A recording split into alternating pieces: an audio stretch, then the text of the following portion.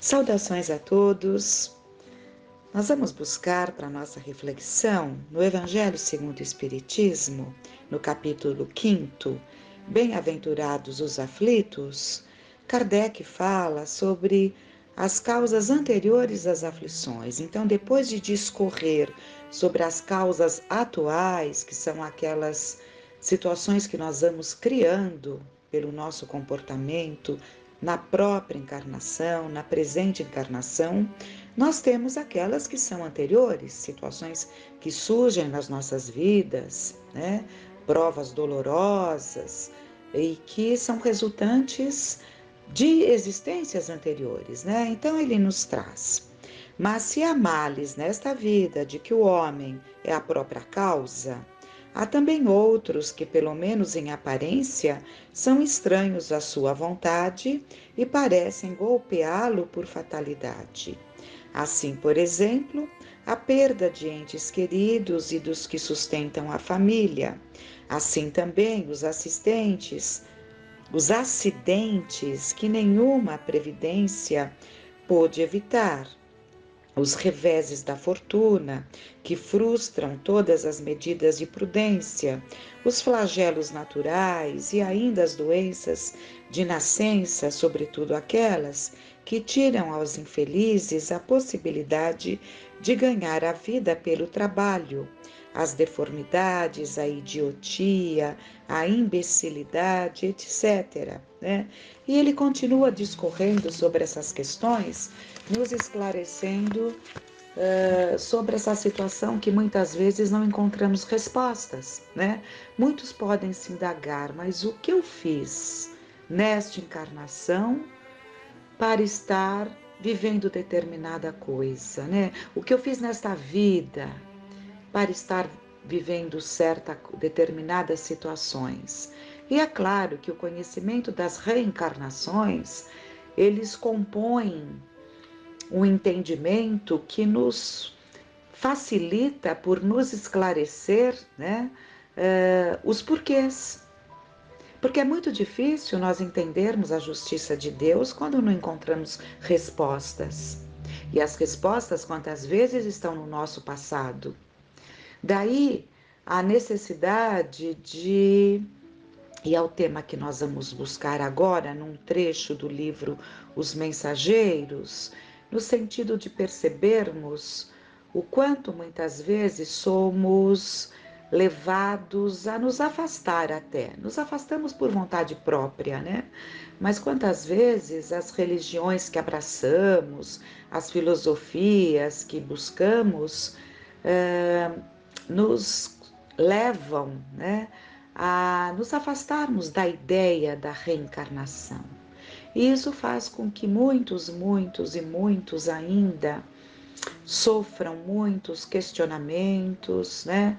Tragam muitos questionamentos, levando-os aí até uma incompreensão, até um afastamento de Deus por não compreenderem, né? As razões, não compreenderem as leis divinas que nos regem. E nos livros Mensageiros, um excelente livro, o segundo livro trazido por André Luiz, através da psicografia do Chico Xavier, há um momento em que o espírito está falando ali sobre os trabalhos e ele coloca, vamos vendo então para nós analisarmos. É indispensável socorrer os que enfrentam corajosos as profundas transformações do planeta. As transições essenciais da existência na Terra encontram a maioria dos homens absolutamente distraídos das realidades eternas. A mente humana abre-se cada vez mais para o contato com as expressões invisíveis, dentro das quais funciona e se movimenta. Isso é uma fatalidade evolutiva. Então, a mente humana está se abrindo para esse lado da espiritualidade e não há como fugir disso, porque é uma coisa que acontece dentro de cada um de nós, né? Essa sensibilidade que vai se aflorando, né? Desejamos e necessitamos auxiliar as criaturas terrestres. Todavia, contra a extensão de nosso concurso fraterno, operam dilatadas correntes de incompreensão. Então, aqui ele vai discorrer sobre essa luta desses espíritos amorosos que tentam aproveitar os nossos canais intuitivos, né? Essas percepções que, de modo geral, a humanidade está percebendo em si mesma, na medida em que isso faz parte dos tempos, né? Essa sensibilidade, ela se dará, o sexto sentido se efetivará em cada um de nós, então. Mas existem muitas correntes contrárias a esta compreensão.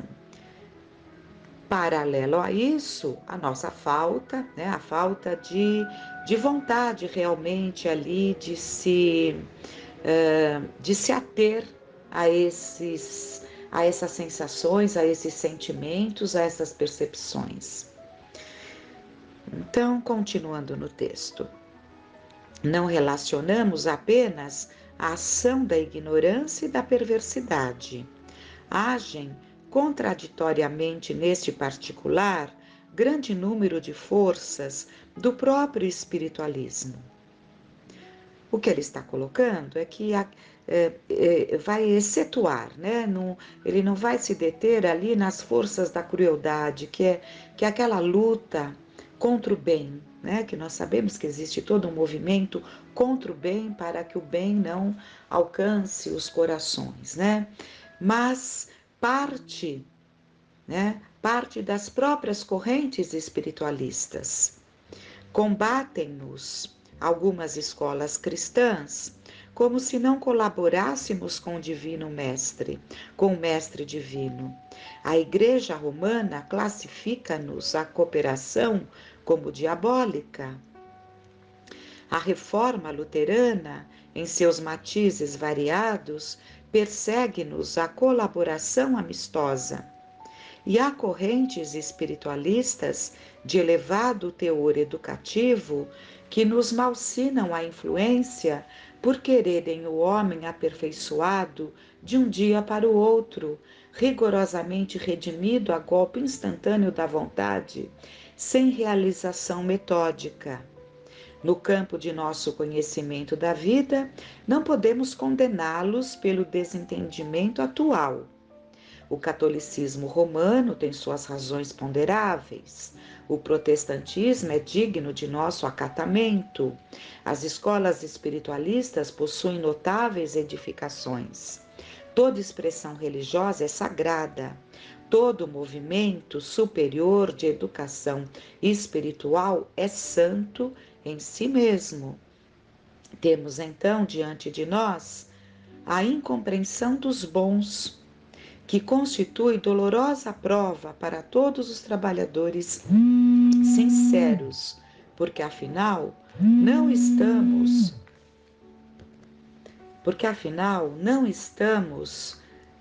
fazendo obra individual, e sim promovendo o movimento libertador da consciência humana a favor da própria ideia religiosa do mundo, né? Então, ele está falando aqui da incompreensão que parte das religiões cristãs, das filosofias espiritualistas, né? Mas que sem a menor crítica, né? Pelos caminhos abraçados por essas filosofias, por essas crenças, mas que isso acaba sendo um entrave para que aqueles que são ligados a determinadas crenças, a determinadas filosofias, se atentem mais, né, ao progresso. Porque quando Jesus disse, e isso todas as religiões cristãs acompanham e vivenciam, ele nos disse que enviaria um outro Consolador que viria relembrar tudo o que ele estava dizendo e muito mais, porque por ora, dizia ele, não posso vos dizer tudo, porque não compreenderíeis. Em vos falando das coisas da terra, vós não me compreendeis, imaginem se vos falassem das coisas dos céus. Então ele teve que moderar, né? Limitar os seus ensinamentos, deixando ali de uma forma figurada para aqueles que já tinham compreensão.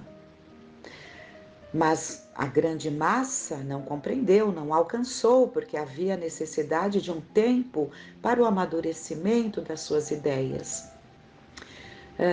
Mas, então, essas correntes cristãs que negam o progresso, né,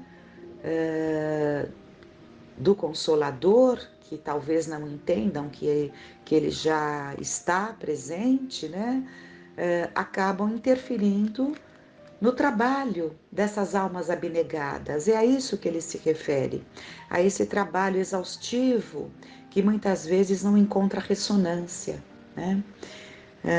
Então vamos lá. Sacerdotes e intérpretes dos núcleos organizados da religião e da filosofia não percebem ainda que o espírito da revelação é progressivo, como a alma do homem. As concepções religiosas se elevam com a mente da criatura. Muitas igrejas não compreendem, por enquanto, que não devemos espalhar a crença nos tormentos eternos para os desventurados, e sim a certeza de que há homens infernais criando infernos para si mesmos, né? Então já começa nessa compreensão daquele inferno eterno, né? De espíritos infernais eternos, sem a compreensão de que são de que é ali um processo de que haverá melhora, por mais cruel, por mais infernal que seja aquele coração, o comportamento daquele espírito, isso é temporário. Ele, como todos, não poderá fugir à fatalidade da perfectibilidade, né? Então, essas crenças nesse inferno eterno, né? Tudo isso, muitas vezes, ao invés de trazer o processo educativo que eles entendem, né? Que é muito bom, acaba muitas vezes se revertendo de uma forma mais nociva. Não podemos, porém, perder tempo no exame da teimosia alheia. Temos serviços complexos e dilatados. E, como dizíamos, a humanidade terrestre aproxima-se dia a dia da esfera de vibrações dos invisíveis de condição inferior que a rodeiam em todos os sentidos. Mas, segundo reconhecemos, esmagadora porcentagem de habitantes da Terra não se preparou para os atuais acontecimentos evolutivos. E os mais angustiosos conflitos se verificam no sendal humano. A ciência progride vertiginosamente no planeta, e, no entanto, à medida que se suprimem sofrimentos do corpo, multiplicam-se aflições da alma. Os jornais do mundo estão cheios de notícias maravilhosas quanto ao progresso material. Segredos sublimes da natureza são surpreendidos nos domínios do mar, da terra e do ar. Mas a estatística dos crimes humanos é espantosa. Os assassínios da guerra apresentam requintes de perversidade muito além dos que foram conhecidos em épocas anteriores. Os homicídios, os suicídios, as tragédias conjugais, os desastres do sentimento, as greves, os impulsos revolucionários da indisciplina, a sede de experimentação inferior, a inquietação sexual, as moléstias desconhecidas, a loucura, invadem os lares humanos. Não existe em país algum preparação espiritual bastante para o conforto físico. Entretanto, esse conforto tende a aumentar naturalmente. O homem dominará cada vez mais a paisagem exterior que lhe constitui moradia, embora não se conheça a si mesmo. Atendido, porém, o corpo, revelará as necessidades da alma, e vemos agora a criatura terrestre assoberbada de problemas graves, não só pelas deficiências de si própria, senão também pela espontânea aproximação psíquica com a esfera vibratória de milhões de desencarnados que se agarram à crosta planetária, sequiosos de renovar a existência que menosprezaram sem maior consideração aos desígnios eternos.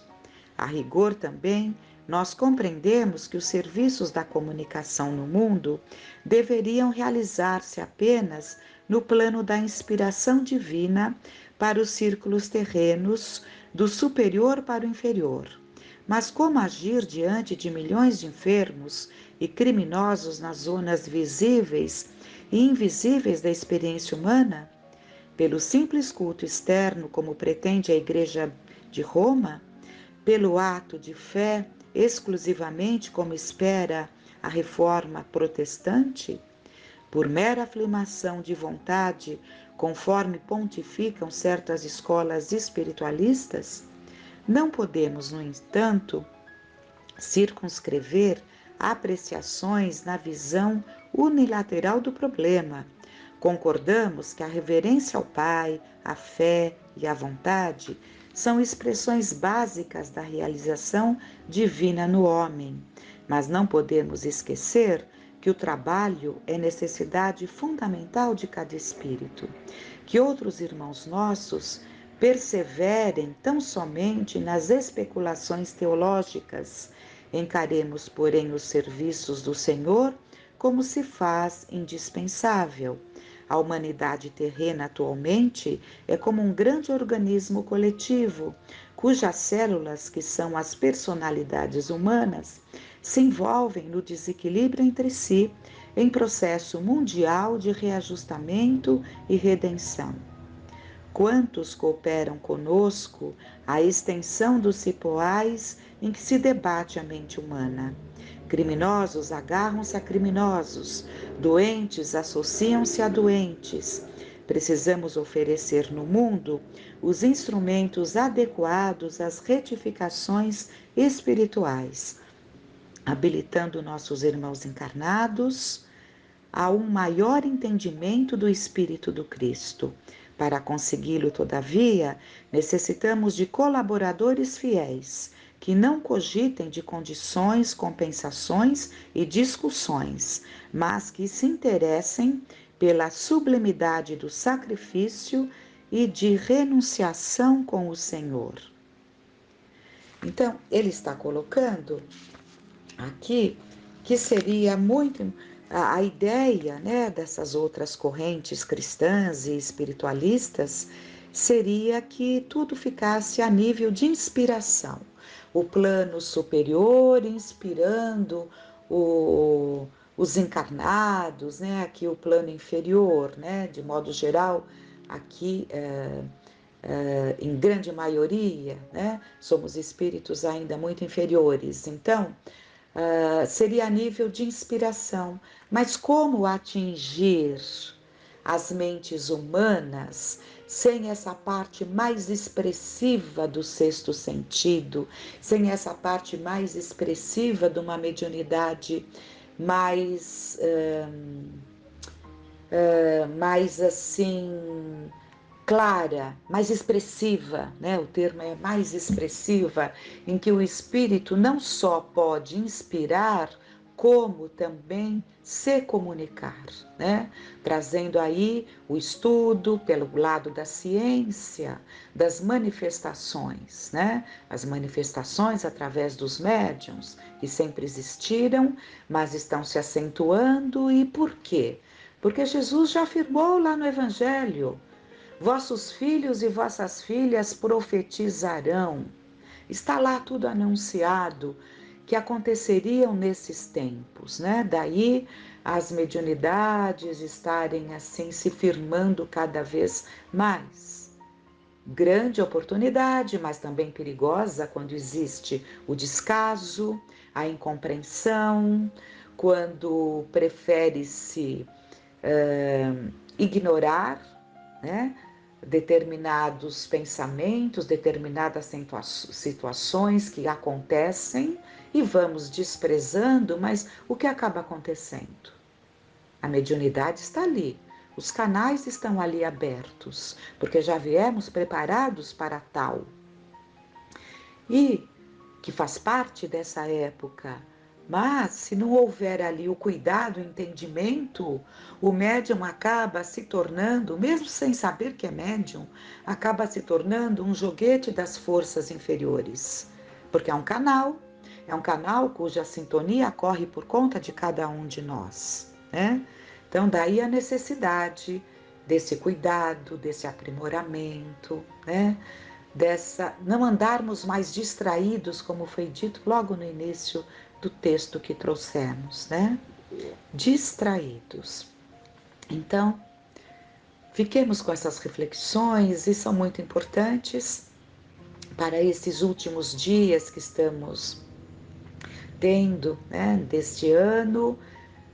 Que não seja apenas uma mudança de calendário, deixa de ser uma mudança de calendário na medida em que nós realmente nos firmarmos nos bons propósitos de buscarmos algo melhor em nosso favor, né? Que fiquemos em paz.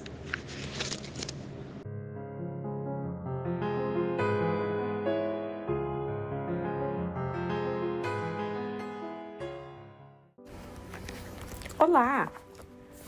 Hoje nós vamos trazer mais uma passagem que está relatada no livro Boa Nova, através da mediunidade do Chico Xavier, pelo espírito Humberto de Campos. E para complementar também, continuamos com esse médium, né, que tanto nos deixou riquezas através desses livros, que foi um instrumento, né, sem sombra nenhuma. Chico foi um instrumento útil até o fim. Né? O livro Caminho, Verdade e Vida, pelo Espírito Emmanuel. Começando por Boa Nova, o capítulo é o de número 13, Pecado e Punição. Nesse capítulo é relatada aquela passagem muito conhecida, né, da mulher, onde é pega em adultério e é proposto ali o apedrejamento da pecadora. Né? O capítulo se chama Pecado e Punição. E era ali da lei, né? A lei mosaica, a lei daquele momento era exatamente isso. Se uma mulher fosse pega em adultério, ela era condenada à lapidação, que era o apedrejamento. Então ela é levada para a praça, né? Humberto de Campos fala, né, que tinha ali alguns populares gritando, ela estava ofegante, os cabelos desgrenhados e faces macilentas. E ela se aproximou dele com uma súplica de proteção a lhe sair dos olhos tristes, né? Então ela olha para o mestre como se ele fosse, e com certeza, né, sem sombra de dúvida, ele seria ali o Salvador, aquele que intercederia por ela. Amélia Rodrigues também relata em uma de suas obras o quanto as mulheres eram fragilizadas, né? Inclusive ela fala que neste caso, aqui no texto que ela relata essa situação, que as mulheres eram arrastadas pelas golas dos seus vestidos, né? Então, desde sempre, a mulher numa condição ali, né, muito mais intensa do que é hoje, de fragilidade, né, mediante ali a sociedade. Ainda hoje nós vemos essas situações, não, graças a Deus, de lapidação, mas de condenação. Né? E sabemos que a internet, por exemplo, né, se não é feito um apedrejamento físico, é feito um apedrejamento moral. Inclusive pelas próprias mulheres, por que não, né? Algumas também apoiam esse tipo de condenação, né? Que a mulher não se deu ao devido respeito, que a mulher não fez por onde merecer. e esquecemos da figura daquele que foi o instrumento da traição, porque ela mesma não traiu sozinha, né? Então, dentro das obras espíritas, nós temos os textos que nos trazem, né? Que o marido, na verdade, não estava muito presente no lar e ela se deixou envolver ali pelo assédio de um homem que não estava na praça, né? Então, quem estava era só ela. E, como todos sabem, Jesus, né, pergunta, né, aquele que tiver sem pecado que atire a primeira pedra, né? E aí, pouco a pouco, um a um, vão saindo todos, ficando somente ele e ela, né? E ele fala, vai, não peques mais, né? E ela também não tinha para onde ir, né? Porque depois dessa situação ela foi absolvida do apedrejamento, porém ela não tinha mais para onde voltar, né? Então não teria ali um pai que a acolhesse, não teria um irmão que a acolhesse, não teria o próprio marido que a acolhesse, né? Então, depois dessa introdução aqui que eu estou trazendo, e por que eu estou trazendo, eu quero pegar exatamente nesse ponto, que os discípulos, eles estavam muito junto de Jesus. Então, no momento ali da cura, no momento aí dessa situação tão marcante que foi, né, da mulher adúltera, né, que é tratado nos evangelhos como a mulher adúltera, nem sempre eles tinham oportunidade de discutir a situação. E eles eram homens que viviam essa época, né? Nós falamos nas últimas semanas, homens simples, homens rudes, né? Trabalhadores ali, pescadores, analfabetos, andavam até armados, porque a arma deles era a faca, onde eles ganhavam o pão ali, né? Limpando os peixes. Então, eles estavam muito arraigados aos costumes da época, né? E óbvio que depois dessa situação toda acontecer, eles foram junto ao mestre, não no intuito de questionar, mas no intuito de aprender, porque eles foram aprendizes de Jesus, né? Foram seus discípulos, então jamais contestariam o mestre, eles iam em busca de esclarecimento junto ao mestre, né? Então, o trecho que eu vou pegar aqui é quando João, né, o discípulo João, filho de Zebedeu, irmão de Tiago, que nós já estudamos também nos sábados anteriores, a passagem aqui do Boa Nova, né, que é o capítulo que fala dos filhos de Zebedeu. Então, João vai junto a Jesus e pergunta sobre essa situação, tá? Mestre, por que não condenastes a meretriz de vida infame?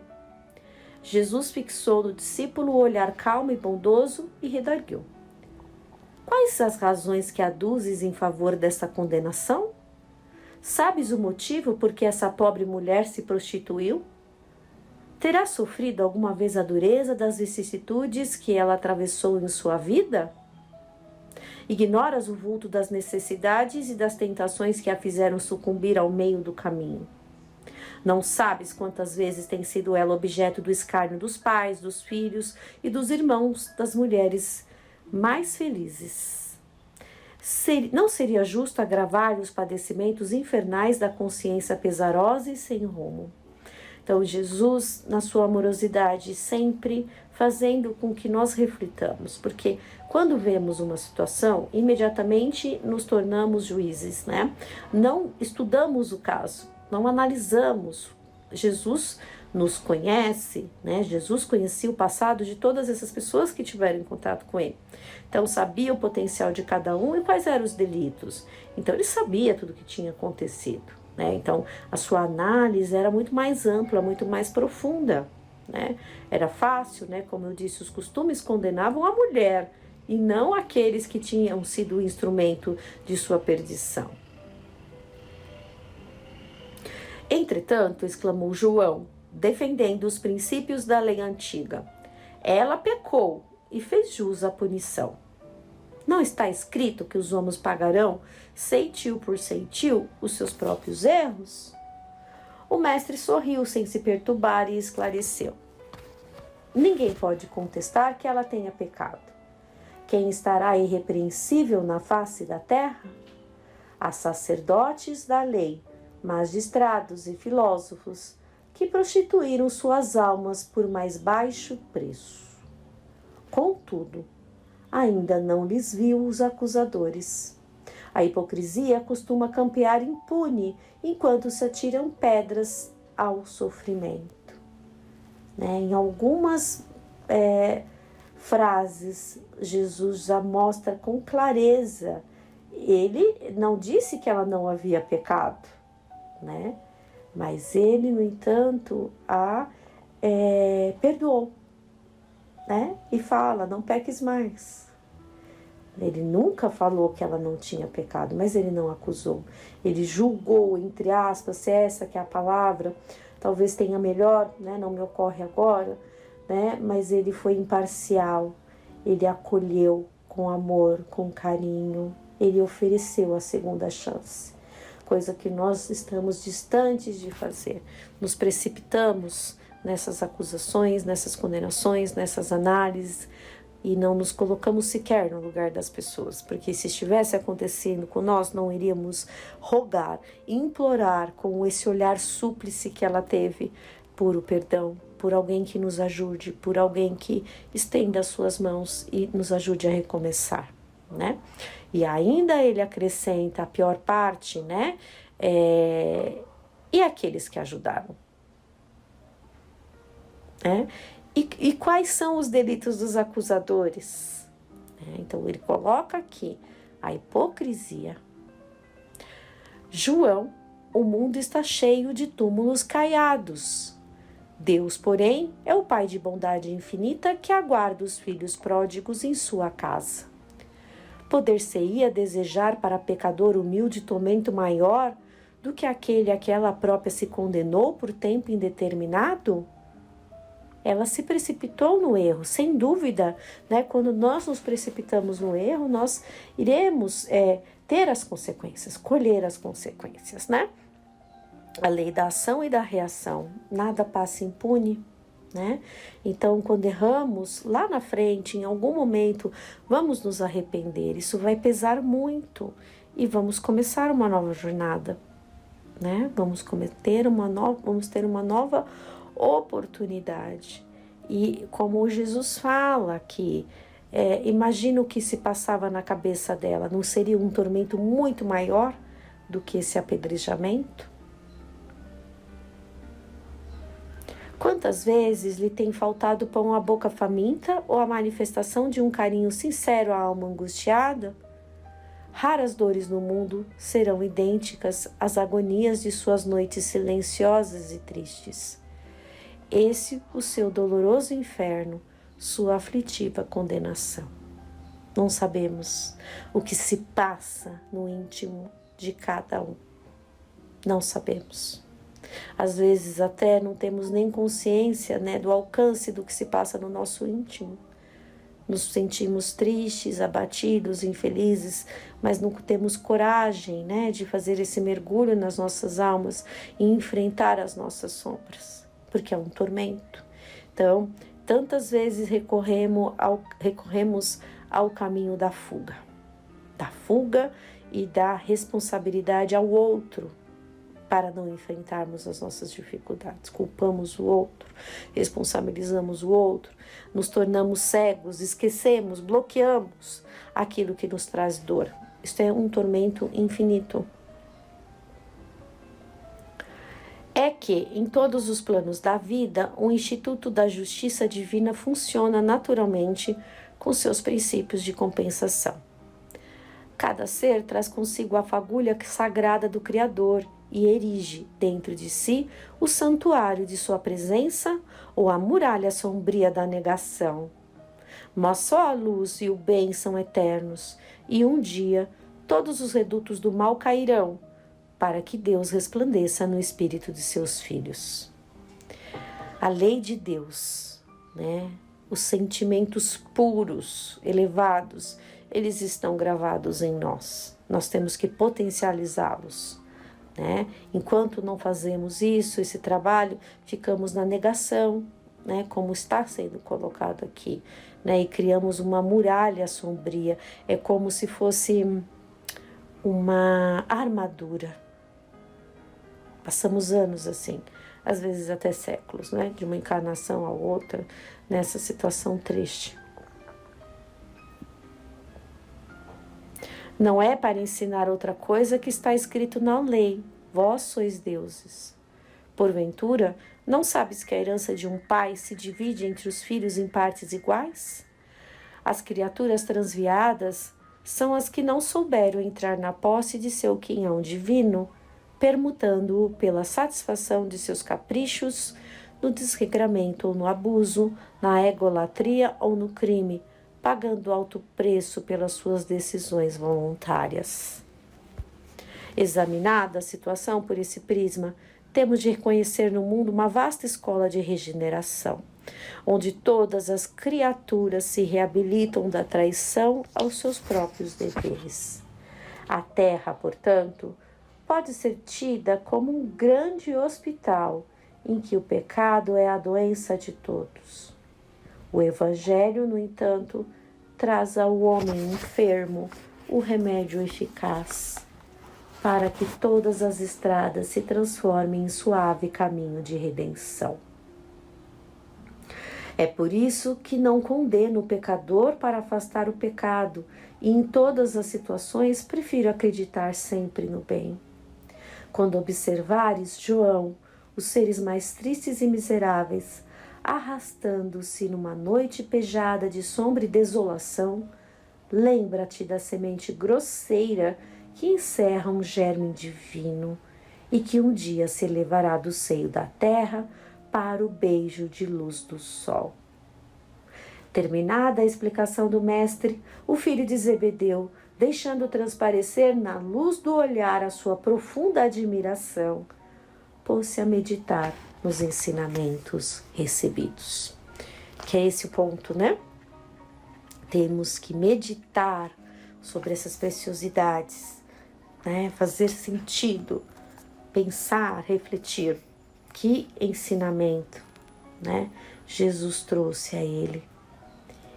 E temos, né, que ter esse pensamento aqui, dessa reflexão, né? Então, a Terra é uma vasta escola de regeneração. É na Terra que vamos ali caminhar, né? Aqui na Terra, que vamos buscar o nosso aprendizado e o Evangelho que vai nos ajudar a não sucumbir, né? Não sucumbir mediante as dores, as dificuldades, as incertezas do caminho. E principalmente, né, falando do pecado, da punição, não julgar, aprender a não julgar, aprender a buscar compreender o outro. Isso é amor, né? Isso é um ato de amor. Então, conforme prometido, eu vou trazer aqui mais um texto de Emmanuel, onde é reportado aqui uma passagem com Pedro, né? Então, falamos aqui uma passagem que acontece com Pedro, com João, com Jesus, né? Nesse instante, João teve a oportunidade de buscar esse esclarecimento, esse aprofundamento e refletir, né, posteriormente sobre essa lição. Esse texto de Emmanuel já traz um pouco mais adiante, né? O mestre já havia sido crucificado. E o ponto aqui é o quanto essas mensagens, essas lições ficaram neles. A mensagem é de número 100, Auxílios do Invisível. E depois de passarem a primeira e a segunda guarda, chegaram à porta de ferro que dá para a cidade, a qual se lhes abriu por si mesma. E tendo saído, percorreram uma rua e logo o anjo se apartou dele. Essa passagem está em Atos, capítulo 12, versículo 10. Os homens esperam sempre ansiosamente o auxílio do plano espiritual. Não importa o nome pelo qual se designe este amparo. Na essência, é invariavelmente o mesmo, embora seja conhecido entre os espiritistas por proteção dos guias, nos ambientes católicos por intervenção dos eleitos e nos círculos protestantes por manifestações do Espírito Santo. Sempre buscamos, no momento aí de dor, de dificuldade, de angústia, rogamos o amparo e a assistência do mais alto, e se somos pessoas sensíveis, conscientes, imediatamente nós percebemos, o quanto nós somos ajudados pelo plano espiritual, pelo invisível. As denominações apresentam interesse secundário. Essencial é considerarmos que semelhante colaboração constitui elemento vital nas atividades do crente sincero. Então, não importa a nomenclatura, não importa como nós denominamos, Fato é que o auxílio vem, E temos que estar o quê? Em sintonia para recebermos tamanho auxílio. Mérito, Aquele que está cego, que não consegue ver, que está num outro padrão vibratório, a ajuda vai estar lá, mas não vai perceber, e vai se afinar com o quê? Com a dor, com a dificuldade, com os seus aliados, que têm os mesmos objetivos mais densos, mais baixos. No entanto, a contribuição recebida por Pedro no cárcere representa a lição para todos, Então sabemos que após ali a partida do mestre, as perseguições continuaram e eles foram presos, eles apanharam, os discípulos direto e tantos outros que seguiram a Jesus, que praticaram ali o verdadeiro cristianismo, que buscaram como missão propagar o evangelho. Paulo é um dos exemplos também, Foi preso inúmeras vezes, apanhou tantas outras e se manteve firme e forte, Ali junto aos gentios. Sob cadeias pesadíssimas, o pescador de Cafarnaum vê aproximar-se o anjo do Senhor, que o liberta. Atravessa em sua companhia os primeiros perigos na prisão, caminha ao lado do mensageiro, ao longo de uma rua. Contudo, o emissário afasta-se, deixando-o novamente entregue à própria liberdade, de maneira a não desvalorizar-lhe as iniciativas.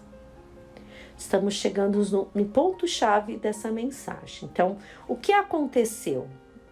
Um espírito se fez ali materializar-se, na frente de Pedro para auxiliá-lo a fugir da prisão,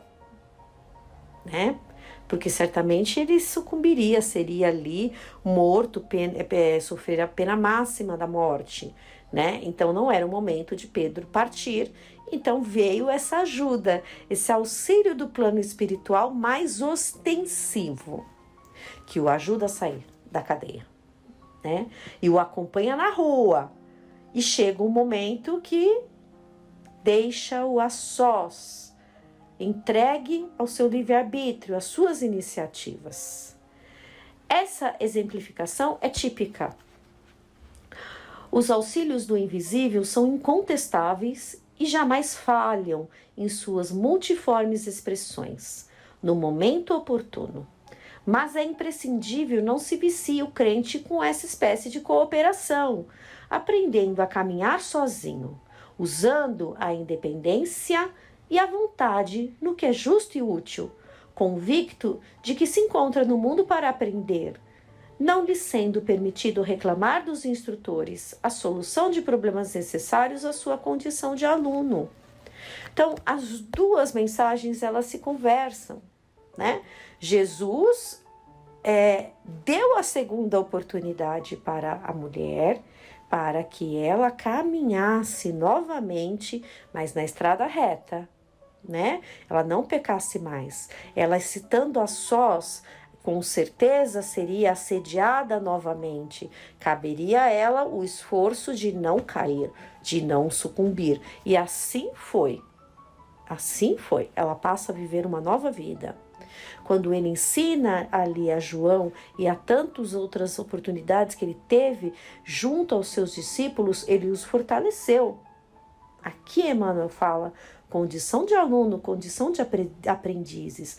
Nós não temos um período que passamos na escola, nos bancos escolares, mas chega um ponto que nos formamos e chega o ponto de caminhar sem o professor junto da gente, sem as rodinhas da bicicleta, né? Estamos fortes o suficiente para tomarmos nossas decisões, né? Então, quando Pedro fica a sós, que esse espírito vai embora, Pedro tinha que caminhar. E Pedro caminhou, né? Então, ele sabia, ele já estava fortalecido. Ele caminhou firmemente, sem sombra de dúvida. É isso que nós temos que refletir. Quantas oportunidades nós estamos tendo nessa escola bendita da vida, encarnados na Terra, e estamos aí deixando de lado, pedindo para que outro faça o nosso serviço, né? Rogando incessantemente o amparo da espiritualidade ou que nos perdoem, rogando por uma nova chance, sem fazer por onde merecer. Né? Muito aprendizado aqui nessas duas mensagens. Então, que tenhamos boas reflexões e até a próxima semana, se Deus quiser.